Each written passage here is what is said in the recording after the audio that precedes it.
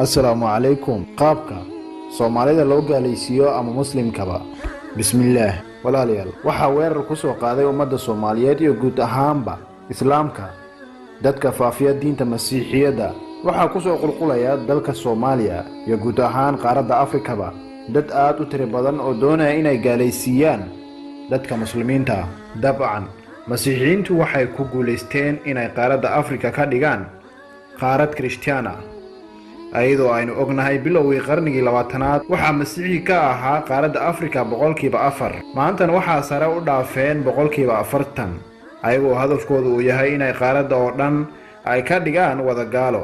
run ahaantii dadka Kristaanku waa dad u dadaala diintooda si ay u qabsan lahayd caalamka oo dhan. waxay soo saaraan dad ku takhasusay sida loo gaaleysiiyo qurumaha kala duwan. waxay barteen dadka luqadooda, dhaqankooda, diintooda, dabeecadooda, la noolaanshahooda ayagoo u horeeya naftooda iyo xoolahoodaba. jaamacadaha lagu barto diinta Kristaanku waxay soo saaraan dad u qalabaysan inay cadowgooda la doodi karaan, sidoo kalena shacabka gaarsiin karaan fikirkooda iyo diintooda. ma jiro waddan ku yaala qaaradda Afrika oo aanay ka furnayn xarumo lagu masiixsiiyo dadka haysta diimaha kala duwan. kadib markaanu aragnay weerarkaas ba'an ee dadkeena lagu hayo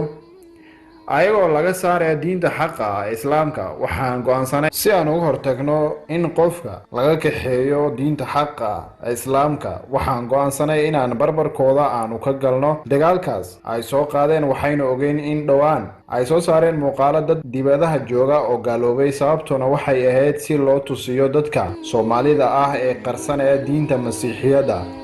inay muujistaan,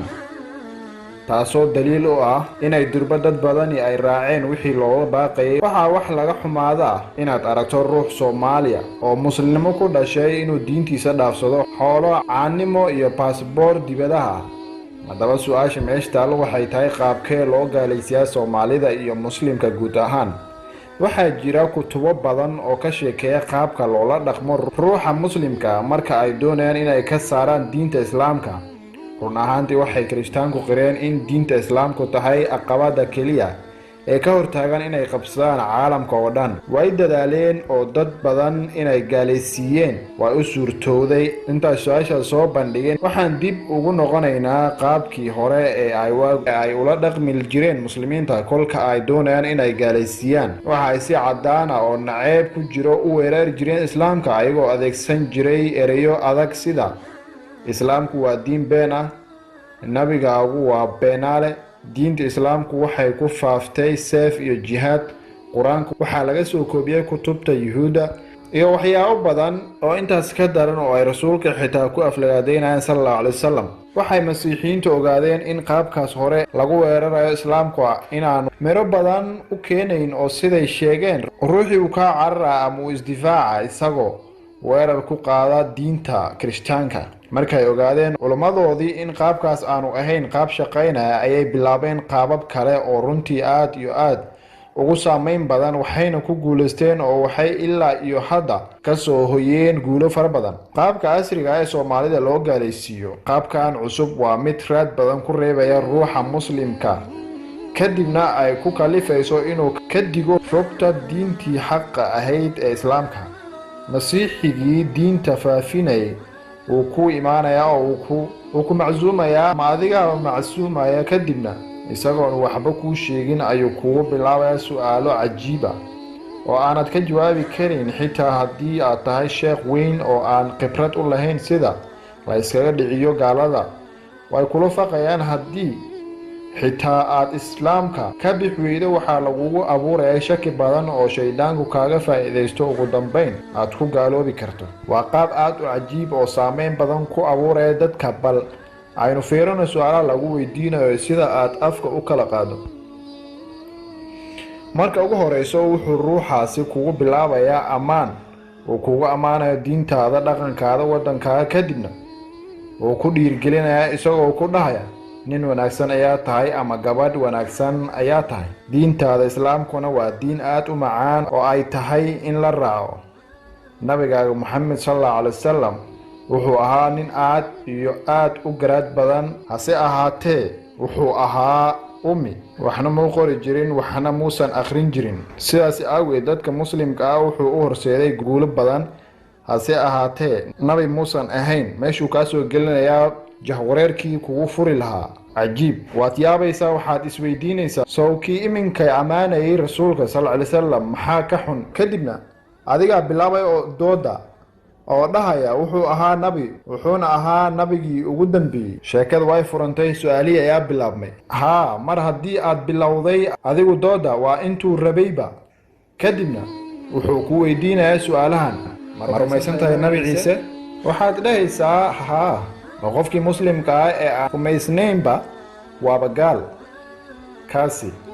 wuxuu ku dhahayaa ciise sow ma ah rasuulada kuwa ugu sareeya waxaad dhahaysaa haa wuu yahay gaalkiina madaxa ayuu ku ruuxayaa wuxuuna ku weydiinayaa ciise sow qaab mujiso ah umuu dhalan waxaad dhahaysaa haa wuxuu dhashay isagoon aabba lahayn gaalkii madax ayuu ku ruuxayaa isagoo ku faraxsan jawaabta aad bixisay kadibna su-aashii u socday ayuu ku weydiinayaa nabiga maxamed sal alay wasalam miyuu u dhashay qaab mujiso ah waad yaabaysaa markaasaad dhahaysaa maya wuxuu isagu lahaa aabbo iyo hooyo kadibna gaalkii wuu aamusaya isagoo madaxiisa ruuxaya wax hadal ahna kuma sii weydiinayo sababtoo ah adigaaba qodobkii u rabay uga jawaabay sidoo kalena wuxuu ku tusay in nabi ciise ka weyn yahay nabi maxamed sal alay wasalam gaalkii masiixiga kugu faafinayay wuxuu ku weydiinayaa su-aalo kale isagoo ku dhahaya ma ogtahay in rabbigayga ciise uu yahay masiix waxaad leedahay haa waa masiix oo qur-aanka lagu sheegay wuxuu ku weydiinayaa su-aal kale nabigaaga miyuu masiixiyay afkaad kala qaadaysaa adigoo la yaaban su-aalaha lagu weydiinayo sidoo kale qalbigaaga ayuu shaydaankiina ku soo tuurayaa in qofkaani wax run ah uu ku hadlayo kadibna wuxuu ku leeyahay ma rumaysan tahay in ciise yahay waadi ilaahay iyo ruuxdii ilaahay dabcan haddaad qur-aanka akhriday waxaad dhahaysaa haa kadibna wuxuu ku leeyahay ciise soo rasuulkii iyo nabigii ilaahay ma aha waxaad dhahaysaa haa waa nabigii ilaahay iyo rasuulkiisii markaasuu ku dhahayaa nabigaaga maxamed sal alay wasalam miyuu yahay masiix waxaad leedahay maya ee waa rasuulkii ilaahay wuxuu ku dhahayaa qur-aankaagu miyaanu sheegin in ciise wada yahay rasuul iyo masiixba adigoo cajabsan ayaad leedahay haa haddana madaxa ayuu ku ruuxayaa waanu kaa aamusayaa sababto hal kelmad ma celin kartid mana jawaabi kartid maxaa yeelay waa su-aalo aad u adag haddii aanad khibrad u lahayn gaalkii masiixiga wuxuu ku weydiinayaa ma rumaysan tahay in nabi ciise nooleeyey dad dhintay iyo inuu daaweyn jiray dad indhala-aan ah iyo dad baras qaba ama aan hadli karin waxaad leedahay haa ilaahay idinkiisa ayuu ku sameeyey wuxuu ku dhahayaa ilaahay idinkii waayahay isagoo madax kuu ruuxaya markaasuu ku dhahayaa nabigaagu miyuu nooleeyey cid dhimatay waxaad dhahaysaa ma garanayo wuxuu ku dhahayaa ciise iminka xaguu jira waxaad leedahay samada ayaa loo qaaday waanu soo noqonayaa wuxuu ku dhahayaa nabigaaguna iminka xaguu jira waxaad leedahay wuxuu ku aasan yahay hawaashiisa magaalada madiina inkastoo aan rumaysanahay in nabiyadu ay nool yihiin wuxuu ku dhahay 2 bilood kadib waxaad u dabaaldegaysaan ciidul adxa ood qalaysaan neef xoolo ah oo ceeb aan lahayn waxaad dhahaysaa haa waa inaan dhiiggaasi ilaahay dartii u daadinaa sina looga dembi dhaafo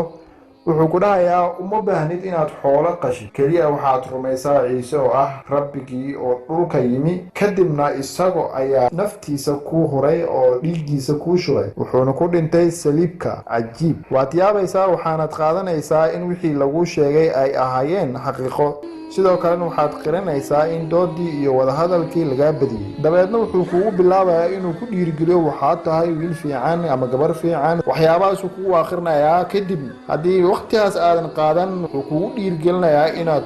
kasoo fikirto arrintaas waxaad leedahay waan kasoo fikirayaa haddii markii horeba aanad tukan jirin oo aanad muslimiinta ku xidhneen halkaas adigoo jooga ayaad diintii ka baxaysa haddii kalena waxaad dhahaysaa waan kasoo tashanayaa markaas wuxuu kula ballamayaa maalin kale markaad fikir tagto adoon habeenkii aadan akhrisan jirin awal ducada habeenkii la akhristo salaadiina ma tukan sababtoo ah waxaa kaa buuxay shaki badan habeenkaas shaydaankii ayaa ku dhahayaa wiilkeygii oo waan kuu helay cajiib markaad kacdid ayaa yaqiinsanaysaa in wixii ninkaasi kuu sheegay ay ahayd run ama xaqiiqo sidaas baana diyaar ugu noqonaysaa inaad diintii ka baxdo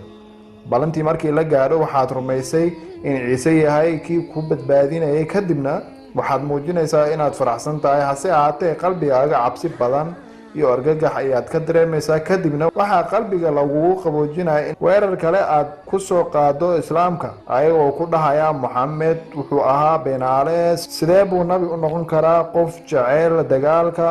sidee buu nabi u noqon karaa nin guursaday dumar fara badan iyo weliba gabadh aad u yar sidee buu Muxamed sidee buu waxaas ay qalbigaaga shibayaan waxaana ku jeclaysiinayaan in nabi ciise uu yahay rabbi sidoo kale waxay ku dhahayaan ciise weligii muusan dagaalamin wuxuuna jeclaa nabadda iyo isjecelka markaas si dhab ah ayaad kirishtaanka u noqotay waxaanad ku dhiiranaysaa inaad caydo ilaahay quraanka islaamka nabi maxamed sallallahu alayhi wasallam iyo xitaa ehelkaaga oo maqlay inaad gaalowday soomaaliduna qaarkood ay ku lacnadayaan oo shaydaan ayaad agtooda ka noqonaysaa sidaas baanad isku qancinaysaa inaad diin dhab ah ku taagan tahay hase ahaatee noloshaada mar kasta habeenkii iyo maalintiiba waxaa kaa maqan farxaddii ehelkaaga warwar iyo walbahaar sidoo kalena cabsi badan ayaad ka qabaysaa dadkii iyo dhimashada kadibna kitaabkii Bible-ka ayaad akhrinaysaa oo uga tagaysaa wax ka daran ama boqolaal jeer ka xun wixii aad ku gaalowday haddaba haddii aad daawato muuqaalkan waxaad dareemaysaa cadho xiqdii xasidnimo waa haddii aad tahay ruux kirishtaana haddii aad muslim tahayna waxaad dareemaysaa cadho iyo inaad hesho jawaabaha su'aali lagu gaalaysiiyey saaxiibkeenu ka sheekaynayni diyaar ma u tahay inaad hesho jawaabaha si aad iskaga dhiciso si cid kasta oo kugu faafinaysa diinta kirishtaanka sidoo kalena ku noqonaya hub aad ku weerarto masiixiyiinta waayahay haddaba ka bogo jawaabihii su'aalihii la yaabka lahaa qaabka jawaabuhu noqonaya waxaa weeye inaad weydiiso su'aal kasta daliilkeeda waxaana uu ku weydiinayo horta ma u haystaa daliil mase afkiisu ka dhahay inta badan masiixiyiintu wax daliil ah kama haystaan kitaabkiisa sidaas awgeed ayuu Allah subhanahu wa ta'ala ina faray inaynu ku dhahno keena daliilkiina qul haatu burhanakum in kuntum saadiqiin waxaad dhahdaa keena xujadiina haddaad run sheegaysaan wuxuu alla kuu sheegayaa inaanay haynin wax daliil ah ee wax xujo ah toona sidaas darteed su'aasha uu ku weydiiyaba isagoo ku celi oo weydii daliilkeeda markuu ku dhaho ciise ma rumaysan tahay ama ciise soo rasuul weyn ma aha waxaad uga jawaabaysaa adiga ciise ma rumaysan tahay inuu yahay nabi iyo rasuul kaliya uu yaabaya oo wuxuu dhahayaa haa kadibna adigaaba la wareegay doodii waxaanad leedahay siduu ku noqday ilaah hadduu nabi yahay ama rasuul yahay markuu ku dhaho ciise soo mucjiso kumuu dhalan haa markaad tidhaahdo wuxuu ku dhahayaa nabi Muxamed miyuu ku dhashay qaab mucjiso ah waxaad ugu jawaabaysaa haa nabi Muxamed hooyo iyo aabe ayuu lahaa hase ahaatee ciise wuxuu la mid yahay nabi aadam oo labadoodaba ilaahay ayaa ku abuuray qaab mucjiso ah sidoo kale waxaad leedahay haddii nabi ciise ku noqday ilaah maadaama uu ku dhashay aabbe la'aan markaas aadam ayaa ku dhashay aabbe iyo hooyo la'aan sida awgeed aadam ayaa ah ilaah ka weyn ciise sababtoo ah isagu hooyo iyo aabe ma lahanba markaa wuxuu bilaabayaa inuu ku dhaho aadam waxaa lagu abuuray ciid ama dhoobo halka ciise lagu abuuray aabbe la'aan keliya waxaad leedahay markaasna kala fur kitaabkaaga Bible-ka gaar ahaan kitaabka Cibraaniyiinta cutubka 7 farqiga 3 wuxuu ku waramayaa in ninka malik saadiq aabe ma lahayn hooyana ma lahayn abtirsiinyo ma lahayn oo isagoo aan lahayn bilowga maalmaha ama dhammaadka nolosha laakiin loo ekaysiiyey wiilka ilaah ayuu weligiis wadaad si ahaanaya waxaad leedahay wuxuu ahaa ninkan aan barbilow iyo bardhamaadba aan lahayn aabbo iyo hooyana aan lahayn kani miyaanu ka weynayn ciise maxaad isagoo caabudaysaan markuu ku dhaho rabbigayga waxaa la dhahaa masiix weydii ilaah ruuxdii ilaah iyo maxaa lagu yeedhi waayey nabi Muxamed sallallahu alayhi wasallam masiix waxaad leedahay ereygan aad qiimaha u yeelayso macnihiisa waa maxay masiixi وكلمة أف عربي كنا نقنيسا لغتها عبرانية مسيح markuu kirishtaanku maqlo kelmadan wuxuu u qaadanayaa in ciise yahay ilaah balse ereyga macnihiisa fiirso waa kelmad macnaheedu yahay masaaxid saalixid sidoo kalena waa naanays ama laqab oo wax qiimo ah sidaas u weyn kuma fadhiyo sababtuna waxa weeye magacaan xitaa shaydaanka masiix tijaal ayaa dhahaa masiix sidoo kalena xitaa kelmadan waxaa loo adeegsaday gidaarada dhanka kale ilaahay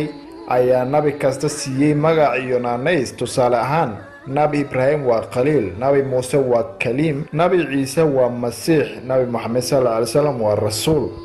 ciise wuxuu nooleeyay dad dhintay daaweeyay dad indhala hadalla baras qaba waxaad dhahaysaa horta sida quraankeega ku soo aroortay nabi muuseba wuxuu ilaahay idinkiis ku nooleeyay nin dhintay sidoo kale nabi ibraahim wuxuu idinka ilaahay ku nooleeyay shimbiro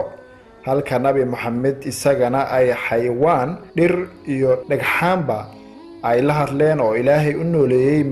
midda kale nabi maxamed dad indhala-aan indhaha uu u fiiqay sida cali ibnu abu taalib maalintii khaybar dad baras qabay iyo xanuuno kalena uu daweeyay taasi waa jawaabta oo kooban laakiin waxaa kaaga filan inaad dhahdo mucjisooyinkaas ilaahay baa sameeyey oo u ogolaaday in nabiyadu markay nooleeyeen waxaa quraankayagii ka hadlay in ka badan 1,000 mucjiso saynis ah oo dhowaan la daahfuray halka kitaabkaagu oo mucjisadiisu ay tahay mid duugoobay markuu ku dhaw nabi maxamed wuxuu ku aasan yahay xabaashiisa halka ciise uusan weli dhiman ee uu soo noqon doono waxaad leedahay nabi ciise ilaahay baa sare u qaaday uuna soo laabanaya siduu nabigaagi noo sheegay hase ahaatee diin kale lama imaanayo ee wuxuu raacayaa diinta nabi maxamed sallallahu alayhi wasallam isagoo saliibkiina burburinaya dilayana doofaarka dhanka kale kitaabkaagu wuxuu leeyahay markuu ciise soo laabto waxa uu tagayaa qaar dhahay rabbigayagow sida ku soo aroortay kitaabka Matthew cutubka 7 farqada 22 maalintaas qaar badan baa uu dhihi doona rabbiyow miyaanan magacaaga wax ku sheegin oo miyaanan magacaaga jinniyo ku saarin oo miyaanan magacaaga wax badan oo xoog leh ku samayn farqada 23 markaasaan ku odhan doonaa weligay idinma aqoon iga taga dambiilayaal ayaa tihiin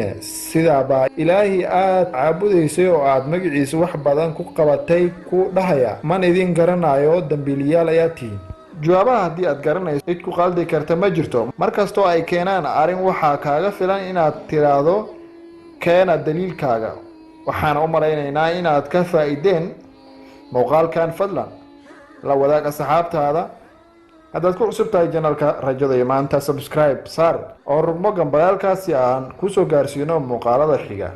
mahadsanid